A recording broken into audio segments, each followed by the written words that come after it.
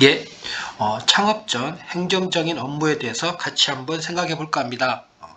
창업을 하기 위해서, 음식점을 창업하기 위해서는 관계 시군구청에 가서 음식점의 운영에 필요한 허가증을 받으셔야 되고요. 그 허가증하고 사업자 등록증을 가져가게 되면 세무서 가셔서 사업자 등록증을 하게 됩니다.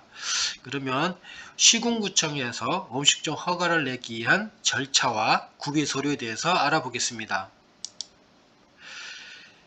일단 영업신고증을 허가를 내기 위해서는 위생교육을 받으셔야 되고 가까운 보건소에서 보건진료증도 받으셔야 됩니다.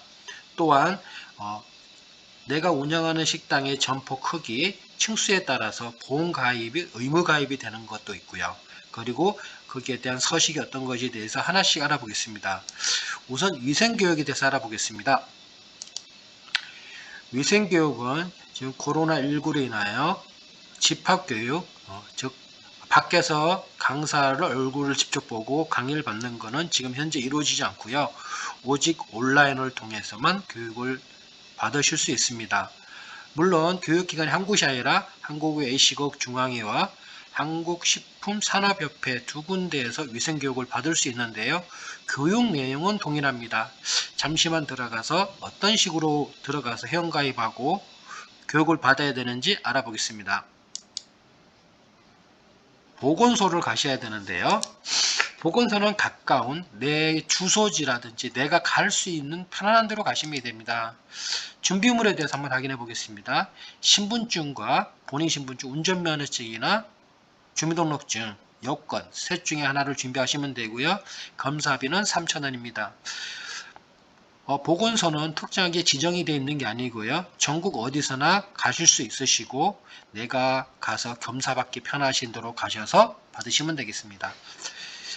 마지막으로 보험가입에 대해서 알아보겠습니다. 좀 전에 말씀드렸듯이 보험가입이 의무가입이 있고 임의가입이 있습니다. 의무가입이라 하면 식당 허가를 내기 위해서 의무적으로 보험을 가입해야 되는데요. 그 기준에 대해서 의무가입에 대해서 기준을 말씀드리면 내가 운영하고자 하는 식당이 1층인지 아니면 1층 이외의 것인지에 대해서 구분하는 게 편하고 좋습니다. 우선 1층일 경우에 어떤 보험을 가입해야 되는지 알아보겠습니다. 보험 가입 기준에 대해서 알아보겠습니다. 보험을 가입을 하실 때 가장 편안하게 구분할 수 있는 게 층수로 구분하시면 좋은데요. 1층인 경우와 1층이 아닌 경우로 해서 확인하시면 됩니다. 1층일 경우에 의무가입 대상이 어떤 것이 있는지 알아보겠습니다. 1층에 재난배상 책임보험이라는 가입해야 되는데요. 그 기준은 바닥면적, 문을 열고 들어갔을 때 주출입문 기준에서 문을 열고 들어갔을 때 바닥면적이 100제곱미터 이상이 됐을 경우에 재난배상 책임보험 가입 대상자입니다. 물론 100제곱미터 이하일 경우에는 재난배상 책임보험의 의무 가입 대상자가 아니기 때문에 가입하실 의무는 없습니다. 재난배상 책임보험은 소멸성입니다. 자동차 보험도 1년짜리 하듯이 소멸성으로 보험이 가입이 되고요.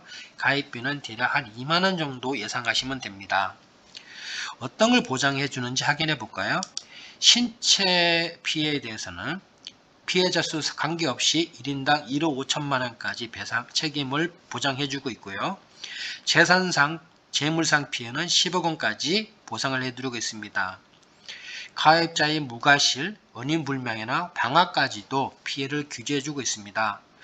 이 기준이 의무 재난배상 책임보험이 제도가 생긴 이유가 예전에 1층에 불이 났을 때 거기에 대해서 너무 보상을 해주지 못해 사회적 문제가 생겼었습니다. 그것을 보완하기 위해서 재난배상 책임보험을 가입하게끔 했습니다. 1층이 아닌 경우는 어떤 경우에 화재보험을 의무로 들어야 되는지 알아보겠습니다. 1층이 아닌 경우입니다. 1층이 아닌 장소, 이 경우에는 소방서에서 발급하는 MU 코드 번호라는 게 반드시 있습니다. 그리고 보험 가입은 일반 화재보험회사에서 취급을 하고 있으니 이 관계에 대해서는 소방서에 좀 꼼꼼히 알아보시면 좋을 것 같은데요. 조금 더 자세히 말씀을 드린다고 하면 다중이용업소가 되기 위해서는 지하 1층 기준으로 했을 때 바닥 면적이 60제곱미터입니다. 60제곱미터, 약 20평 정도가 되고요. 그 다음에 1층 이외의 장소, 2층, 3층, 4층, 5층 이렇게 상관없겠죠. 층수는 1층 이외니까 그걸 기준으로 했을 때는 바닥 면적 기준이 100제곱미터입니다. 30평 넘었을 경우에는 다중이용업소로 불가돼서 소방서에서 발급하는 M6 코드 번호를 반드시 확인하고 보험을 가입하셔야 됩니다. M6 코드 번호는 해당 소방서에 전화하시면 확인하실 수 있습니다. 그 다음에 허가 서식에 대해서 알아보겠습니다. 영업자 지위승계신고서는 기존의 식당을 하시는 분들 걸 인수했을 때 필요한 서식이고요.